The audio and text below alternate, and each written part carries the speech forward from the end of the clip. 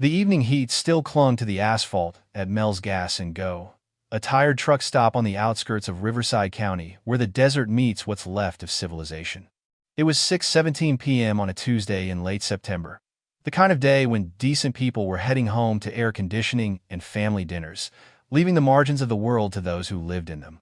Before we jump back in, tell us where you're tuning in from.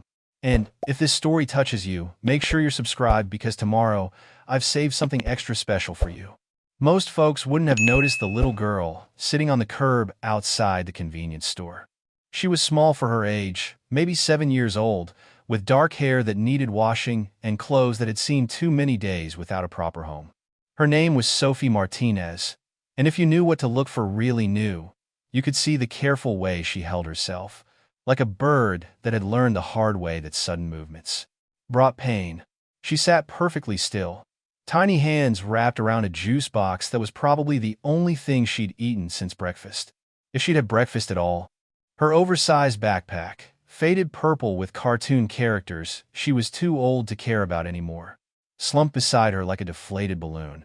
Everything about her posture said she was trying to disappear, to become so small and quiet that maybe the world would forget she existed for a while.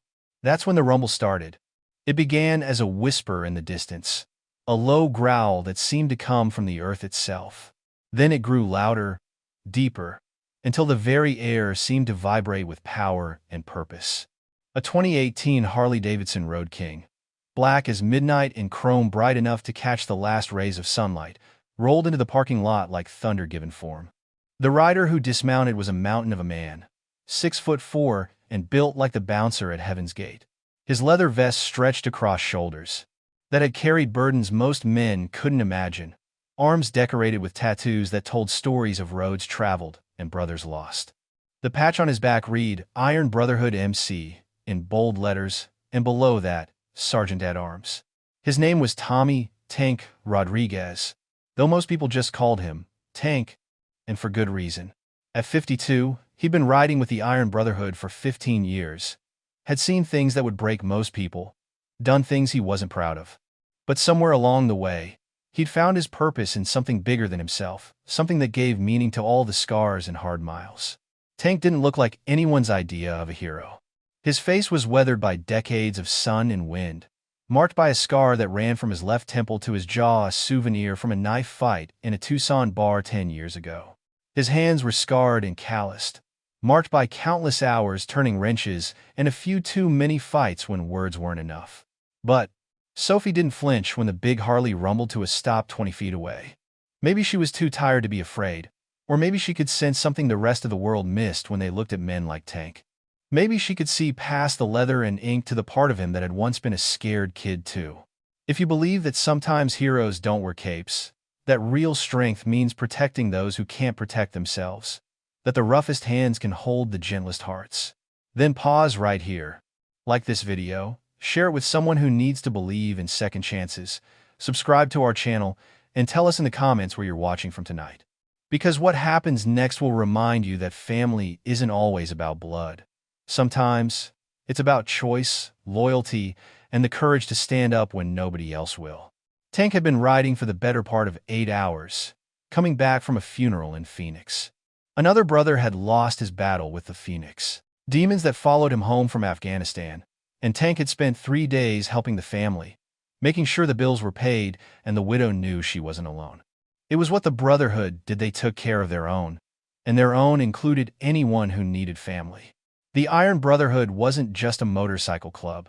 They were a family forged in leather and chrome, bound by something deeper than blood. Most of them had come from broken homes, foster care, the wrong side of tracks that led nowhere good. They'd found each other on the roads and backstreets of America, united by a simple code: loyalty above all. Protect those who can't protect themselves, and never turn your back on someone who needs help. Tank himself had grown up in the system, bounced from foster home to foster home from the time he was 5 until he aged out at 18. He knew what it felt like to be small and helpless in a world full of people who were supposed to care but didn't. He'd learned early that the only person you could count on was yourself, and that lesson had served him well until he found the Brotherhood. Now, filling up his tank at this forgotten gas station on the edge of nowhere, He found himself studying the little girl on the curb. There was something about her that set off every alarm bell he developed over years of reading people and situations. The way she sat so perfectly still, like movement might draw unwanted attention. The careful way she held her juice box, like it was precious and might be taken away. The way her eyes tracked every car that passed, every person who walked by, like she was always calculating escape routes. Tank had seen that look before, in mirrors and in the eyes of other kids who'd learned too young that the world could hurt without warning. He finished filling his tank, hung up the pump, and walked slowly toward the convenience store. He deliberately took a path that would bring him near where Sophie sat. Not close enough to seem threatening, but close enough to get a better look. What he saw made his blood run cold. There were bruises on her arms, faded yellow-green marks that spoke of old injuries. Her wrist had what looked like finger marks around it, too precise to be accidental. And her eyes, God, her eyes held a kind of weary acceptance that no 7-year-old should ever possess. Tank bought a candy bar and a bottle of water, taking his time, keeping an eye on the parking lot through the store windows. The girl was still sitting there, and something deep in his gut told him not to leave just yet. When he came back outside, he sat down on the curb about 10 feet away from her, not close enough to spook her, but close enough to talk if she wanted to. "Hot day," he said gently, unwrapping his candy bar. His voice was surprisingly soft for such a big man, barely above a whisper. Sophie looked up with eyes that seemed far too old for her 7-year-old face. She studied him for a long moment, taking in the leather vest, the tattoos, the sheer size of him. But instead of fear, there was something else in her expression, a kind of desperate curiosity, like she was trying to solve a puzzle. "Yeah," she whispered back, so quietly he almost missed it. "I'm Tank," he said, breaking off a piece of chocolate. "What's your name?" "Sophie." The word came out like a secret she wasn't sure she should share. "That's a real pretty name. You waiting for someone?" She nodded toward the store. "My uncle. He's buying beer."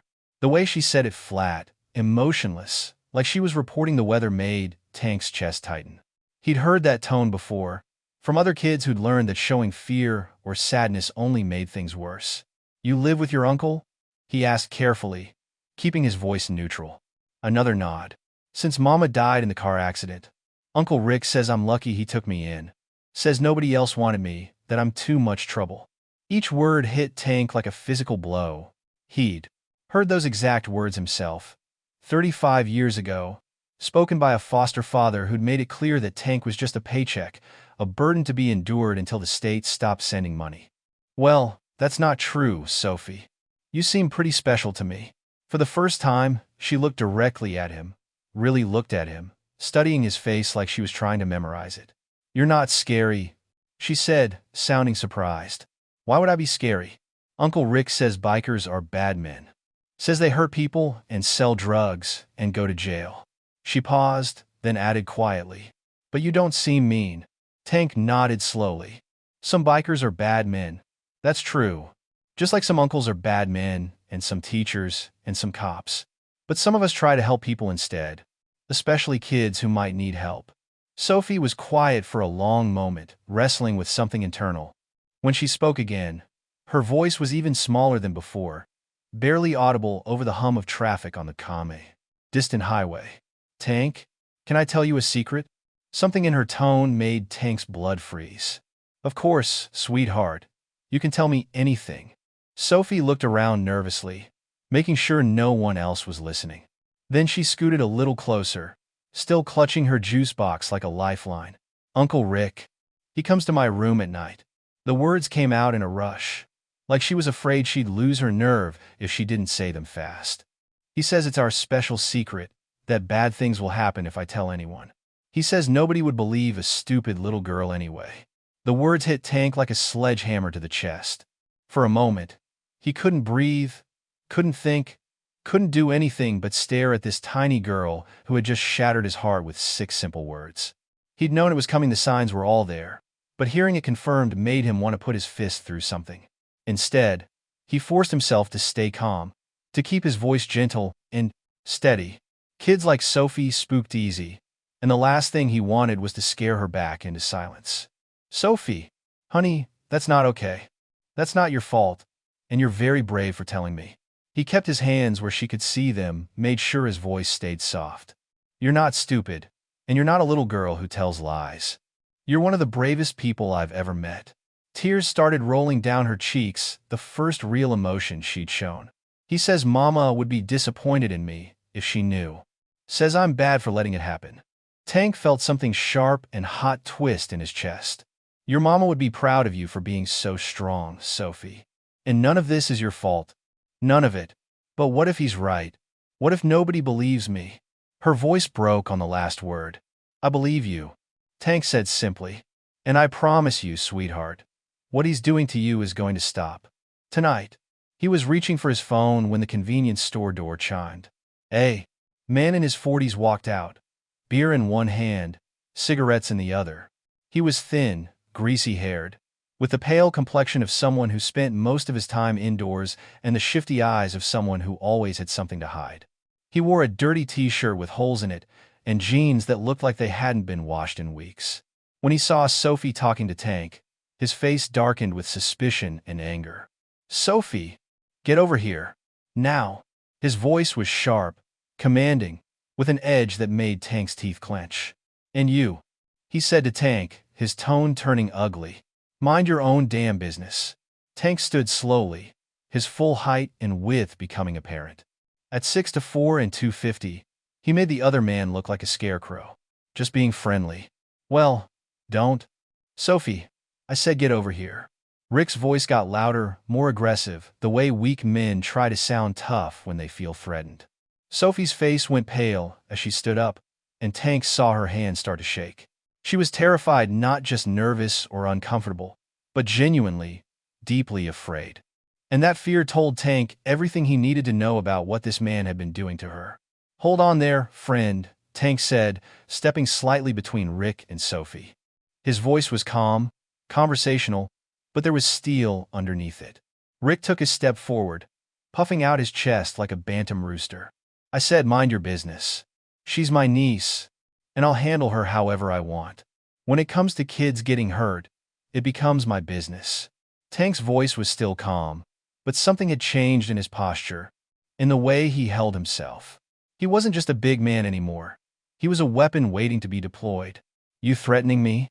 Rick's voice cracked slightly on the last word. "Just stating a fact."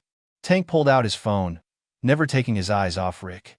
"Sophie, honey, why don't you come stand over here by me?" "She's not going anywhere." Rick snarled, but his voice was shaking. Now, he could see something in Tank's eyes that told him this wasn't going to go the way he expected. Tank was already dialing. "Razor? It's Tank. I need the Brotherhood. All of them." He paused, looking directly at Rick with eyes that had seen too much and forgiven too little. "We've got a child predator situation, and I think it's time we paid someone a visit." Rick's face went white. "You can't prove anything." "Don't need to prove anything right now. Just need to make sure Sophie is safe." Tank's phone was already buzzing with return calls and text messages. "Boys are on their way. Should be about 200 of them." 200. Rick's voice was barely a whisper now. "Iron Brotherhood has a lot of friends," Tank said simply. "And we all feel the same way about people who hurt children." For the next 20 minutes, Tank kept Rick and Sophie at the gas station, chatting casually about the weather and the road conditions, while Rick grew increasingly agitated. Sophie stayed, close to Tank, no longer afraid, seeming to understand instinctively that this man was different from the others in her life. Tank told her stories about his motorcycle, about the places he'd been and the things he'd seen. He kept his voice light and easy, but his eyes never left Rick, who was pacing back and forth by his beat-up sedan like a caged animal. "You ever been on a motorcycle, Sophie?" Tank asked. She shook her head, but for the first time, she smiled. "Just a little one, but it transformed her whole face. Maybe someday, when you're older and if your guardians say it's okay, I'll take you for a ride. There's nothing like it, just you, and the road and the wind." "That sounds nice," she said softly. Rick was making phone calls now, his voice getting more frantic with each one. Tank could hear fragments of the conversations: "Crazy biker," "Threatening me," "Need help," but he didn't seem to be having much luck finding anyone willing to come to his aid. Then, the rumbling started. It began as a whisper in the distance, like the promise of thunder on the horizon. Then it grew louder, deeper, until the very ground seemed to vibrate with power and purpose. One by one, headlights appeared on the main road, motorcycles streaming in from every direction like something out of a fever dream. They came from the north and south, east and west, converging on that little gas station like iron filings drawn to a magnet. Harleys and Indians, triumphs and victories. Every bike in the Iron Brotherhood's territory was heading towards Sophie and Tank. The first to arrive was Razor, Tank's road captain and closest friend. He was a lean, weathered man in his late 50s with gray hair pulled back in a ponytail and eyes that had seen too much of the world's ugliness. Behind him came Preacher, the chapter president, a grizzled bear of a man in his 60s who'd found God and the Brotherhood in that order and wasn't sure which had saved him. Then came the others Hammer, and Diesel, Bones, and Reaper, Phoenix, and Ghost. Men and women of all ages, all wearing the same patch, all there for one reason: to protect a little girl who had finally found the courage to speak up. Preparing and narrating this story took us a lot of time. So, if you are enjoying it, subscribe to our channel. It means a lot to us. Now, back to the story. They filled the parking lot, lined the streets, their engines creating a symphony of power and purpose that could be heard for miles. Some had ridden hundreds of miles to get there, dropping everything when Tank's call went out over the Brotherhood's communication network. Rick watched in growing horror as motorcycle after motorcycle pulled into the gas station. His face went from pale to green, and Tank could see sweat beading on his forehead despite the evening cool. "What the hell is this?" Rick whispered. "Family," Tank said simply. By the time the last bike arrived, there were over 200 motorcycles surrounding the gas station. The Iron Brotherhood had called in every favor, reached out to every allied club, brought together the largest show of force the county had seen in decades. Preacher walked over to Tank, his heavy boots echoing on the asphalt. He was 6'2" and built like a linebacker, with arms like tree trunks and a presence that commanded respect. A former Marine sergeant who'd done 3 tours in Vietnam. He'd found his way to the Brotherhood after the war when civilian life proved harder than combat. "What's the situation, brother?" His voice was gravelly from decades of cigarettes and whiskey, but gentle when he looked at Sophie. Tank nodded toward Rick, who was now visibly shaking. "This piece of garbage has been sexually abusing his 7-year-old niece. Sophie told me he comes to her room at night." Preacher's face went dark as storm clouds. He looked at Sophie, who was holding Tank's hand, then back at Rick. When he spoke, his voice carried the weight of absolute authority. "Is that so?" Rick tried to bluster, to claim it was all lies and misunderstandings, but his voice was shaking so badly, he could barely get the words out. 200 bikers stared at him in silence, their engines creating a low, ominous rumble that seemed to come from the earth itself. Some of the bikers had already called the police. Others were documenting everything with their phones. This wasn't about vigilante justice. This was about making sure the system did its job, and making sure everyone involved understood that Sophie was under the protection of something bigger and more powerful than one scared little girl could ever be alone. Diesel, the club's vice president, walked over to Rick's car and looked inside. "Tank, you better see this." In the back seat were a sleeping bag, a pillow, and a small suitcase. On the floor was a bottle of children's sleep medication enough to knock out a small child for hours. "Going somewhere?" Preacher asked Rick. Just camping," Rick stammered. "Nothing wrong with camping." Tank felt his blood turn to ice. The son of a bitch had been planning to take Sophie somewhere isolated, somewhere no one would hear her scream. The thought of what might have happened if he hadn't stopped for gas at this particular station made him sick to his stomach. When the police arrived, they found a scene unlike anything they'd ever witnessed. 200 bikers formed a protective circle around a little girl, while a man sat in his car, too terrified to move. The lead detective, Sarah Mills, had worked with Tank and the Iron Brotherhood before on missing children cases. She knew they were the good guys. "What do we have here, Tank?" she asked, surveying the scene. "Child sexual abuse case," Tank said quietly, his voice barely controlled fury. "Sophie here told me her uncle's been coming to her room at night. Found a bag in his car with sleeping pills and camping gear. Looks like he was planning to take her somewhere." "Detective," Mills knelt down, so she was at Sophie's eye level. She was a small woman with kind eyes and a gentle manner that put children at ease. "Hi, Sophie. I'm Detective Mills. Can you tell me what happened?" Sophie told her story to Detective Mills while Tank held her hand. Her words were halting at first, then stronger as she realized that adults were finally listening, finally believing her. She talked about the nights when Uncle Rick would come to her room, about the things he made her do, about how he told her it was their special secret and that bad things would happen if she told anyone. The detective's face grew grimmer with each word, but she kept her voice gentle and encouraging. When Sophie finished, Detective Mills stood up and looked at the 200 bikers surrounding them. "Thank you," she said simply. "All of you. This little girl is safe because you cared enough to get involved." The medical examination at the hospital confirmed what everyone already knew: Rick Martinez had been systematically abusing his niece for months. The evidence was overwhelming, undeniable, horrific in its scope and duration. As Rick was led away in handcuffs, Sophie watched from behind the protective wall of bikers. She wasn't crying anymore for the first time in her life. She felt truly, completely safe. "What happens to me now?" she asked Tank as they sat in the hospital waiting room. Tank knelt down, so they were eye level. "You're going to go with some nice people from Child Protective Services who will keep you safe while they find you a real family. People who will love you the way you deserve to be loved. Will I see you again?" Tank's voice was thick with emotion when he answered. "Sophie, you're part of the Iron Brotherhood family now. That means wherever you go, whatever happens, you've got 200 big brothers and sisters looking out for you. If you ever need anything at all, you call me." He handed her a card with his number, along with a small pin featuring the Iron Brotherhood logo. "You're not alone anymore, little warrior." Sophie looked at the pin, then up at Tank. "Can I really call you? Any time, day or night.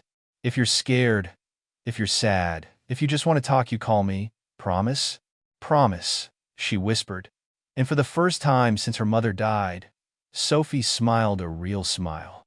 Over the next few hours, as the paperwork was completed and arrangements were made for Sophie's temporary placement, the Iron Brotherhood kept their vigil. They took turns staying with her, making sure she was never alone, never afraid. Preacher sat with her while she ate dinner, telling her stories about his own children and grandchildren. Razor taught her how to braid friendship bracelets using colored thread from the hospital gift shop. Phoenix, one of the few women in the chapter, helped her brush her hair and braided it with gentle hands. "Why are you all being so nice to me?" Sophie asked as Phoenix worked on her hair. "Because you're family now," Phoenix said simply. "And family takes care of family. But I'm not really your family. Family isn't just about blood, sweetheart. It's about choice. It's about standing up for each other when things get tough. And we choose you." When the social worker arrived to take Sophie to her temporary foster home, the Iron Brotherhood formed an honor guard outside the hospital. 200 motorcycles lined the streets, their riders standing at attention as Sophie walked between them. She stopped in front of Tank one last time. "Thank you for believing me," she whispered. "Thank you for being brave enough to speak up," he replied, his voice rough with emotion. "That took more courage than anything I've ever done." As the social worker's car pulled away, Sophie pressed her face to the rear window and waved at the sea of leather and chrome behind her. The bikers raised their hands in silent salute, a promise that they would be watching, that they would be there if she ever needed them again. 6 months later, Sophie was living with the Thompson family, Mike and Jennifer, a couple in their 30s who had been trying to adopt for years. They lived in a house with a big yard and a dog named Buster. And most importantly, they understood that Sophie needed time to heal. Mike was a carpenter who worked with his hands and understood the value of patience and careful craftsmanship. Jennifer was a teacher who specialized in helping children who had experienced trauma. Together, they created a home where Sophie could feel safe to be a little girl again. The nightmares had mostly stopped. Sophie was sleeping through the night, laughing during the day, making friends at her new school. She was in therapy with a counselor who specialized in childhood trauma, learning that what happened to her wasn't her fault, that she was worthy of love and protection. On her 8th birthday, she heard a familiar rumble outside. Looking out the window, she saw Tank and 20 other Iron Brotherhood members parked in front of her house, all holding balloons and presents. Her new parents, Mike and Jennifer Thompson, watched with tears in their eyes as Sophie ran outside and was swept up in a careful, gentle hug from the man who had saved her life. "Happy birthday, little warrior," Tank said, presenting her with a custom-made pink leather vest with Iron Princess embroidered on the back. The neighborhood came out to watch as the bikers sang happy birthday, their rough voices creating an unlikely choir. Some neighbors were initially concerned they'd seen the news stories, knew about the bikers who had surrounded the hospital and the gas station, but they quickly realized they were witnessing something beautiful, a family celebrating one of their own. Sophie's birthday party was unlike anything the quiet suburban street had ever seen. 200 pounds of biker played catch with an 8-year-old girl and her golden retriever. Tattooed arms. Carefully applied temporary tattoos to small hands. Men who looked like they could wrestle. Bears spent an hour untangling a kite from a tree so Sophie could fly it in the backyard. Later that evening, as the bikers prepared to leave, Sophie hugged Tank one more time. "Thank you for believing me," she whispered into his leather vest. "Thank you for being brave enough to speak up," he replied, his voice thick with emotion. "That took more courage than anything I've ever done." As the Iron Brotherhood rode off into the sunset, their engines roaring in triumph rather than anger, Sophie stood with her new family and waved goodbye. She was no longer the scared little girl sitting alone on a gas station curb, trying to disappear from the world. She was a survivor, protected by a brotherhood that would never let anyone hurt her again. Her uncle Rick was serving 15 years in state prison, and word had gotten around about why he was there. Prison has its own justice system for people who hurt children, and Rick was learning that lesson every day. But Sophie didn't think about him anymore. She thought about the sound of Harley engines on Sunday mornings when Tank and the Brotherhood came by to check on her. She thought about the pink leather vest hanging in her closet and the card with Tank's number that she kept by her bedside table. Most of all, she thought about the moment when a stranger chose to listen, to believe, to act when no one else would. The moment when she learned that family isn't just about blood, it's about choice and loyalty and the courage to stand up when standing up is the hardest thing in the world. 2 years later, Sophie Martinez Thompson, she'd chosen to keep both names when Mike and Jennifer officially adopted her, stood in front of her 4th grade class for show and tell. In her hands was a drawing she'd made of a little girl standing between 2 rows of motorcycles, safe and smiling. "This is a picture of my family," she told her classmates, her voice clear and strong. "They're bikers, and they saved me when I was in trouble.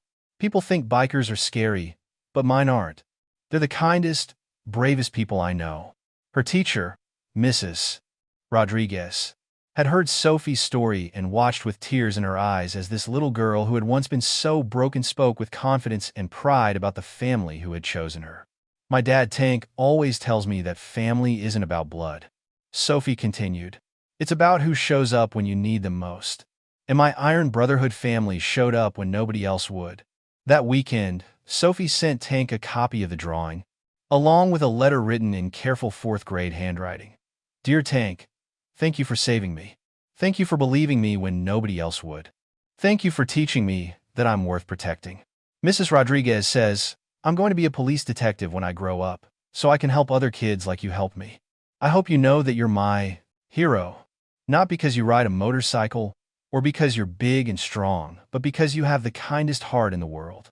Love, Sophie, Iron Princess. P.S. Mom and Dad say you and the Brotherhood are invited to my adoption celebration party next month. I can't wait to see you." Tank kept that letter in his wallet, next to a photo of Sophie in her pink leather vest, standing between him and Preacher at last year's Brotherhood charity ride. On the back of the photo, in Sophie's careful handwriting, were the words, "My heroes don't wear capes. They wear leather." The Iron Brotherhood had helped dozens of children over the years. Kids trapped in bad homes. Kids who'd aged out of foster care with nowhere to go. Kids who just needed someone to believe in them. But Sophie held a special place in all their hearts because she'd reminded them why they did what they did. Sometimes the people the world fears most are the ones who protect it when no one else will. Sometimes angels ride Harleys, and sometimes the roughest hands hold the gentlest hearts. Sometimes all it takes is one person willing to listen, to believe, and to stand up when standing up is the hardest thing in the world. Rick Martinez died in prison 18 months into his sentence. The official cause was listed as complications from a fall down the stairs, but those who knew the unwritten rules of prison justice understood that child predators don't live long behind bars. Sophie was told simply that he was gone and could never hurt her again. On the 5-year anniversary of the night at the gas station, the Iron Brotherhood held their annual memorial ride for children who had been lost to abuse and neglect. Sophie, now 12 and strong and confident, rode on the back of Tank's Harley, her arms wrapped around his waist, her voice joining 200 others, as they sang in memory of those they couldn't save and in celebration of those they could. At the end of the ride, as the sun set over the California desert, Sophie looked out at the sea of leather and chrome surrounding her and smiled. She was home, she was safe, she was loved, and she knew, with absolute certainty, that she would never be alone again. If this story moved you, if it reminded you that kindness comes in all forms, and that real strength means protecting those who can't protect themselves, please like, share, and comment below. Tell us what part of Sophie's journey touched your heart the most. And before this story ends, we have one special request. If you believe every child deserves to feel safe, to be protected, and to know they matter, write, "Stay strong, Sophie," in the comments. Let the world see that there are still good people out there, that brotherhood means something, and that sometimes the loudest hearts wear the quietest leather. Because in a world that can be dark and cruel, sometimes all it takes is one person willing to listen, to believe, and to stand up. Sometimes that person rides a motorcycle, wears a patch, and has scars that tell stories of their own survival. Sometimes they look like the last person you'd expect to be a hero, but they show up anyway, because that's what real heroes do. Thank you for watching, and remember, you never know when you might be someone's angel. You just have to be brave enough to care, strong enough to act, and kind enough to believe that every child deserves to be protected. Stay strong, stay kind, and keep riding toward the light. Sophie's drawing hanging in Tank's garage, surrounded by dozens of letters from other children the Iron Brotherhood has helped over the years. The camera slowly pulls back to show Tank working on his bike, the afternoon sun streaming through the windows, as the sound of motorcycles echoes in the distance, not as a threat, but as a promise that somewhere, someone is watching over the innocent. A highway sign reading "Safe Travels" as a convoy of Iron Brotherhood motorcycles disappears into the sunset, their riders carrying with them the knowledge that they've made a difference, one child at a time. This story is dedicated to all the children who are still waiting for someone to believe them, and to all the unlikely heroes who show up when showing up matters most. Up next, you've got 2 more standout stories right on your screen. If this one hit the mark, you won't want to pass these up. Just click and check them out.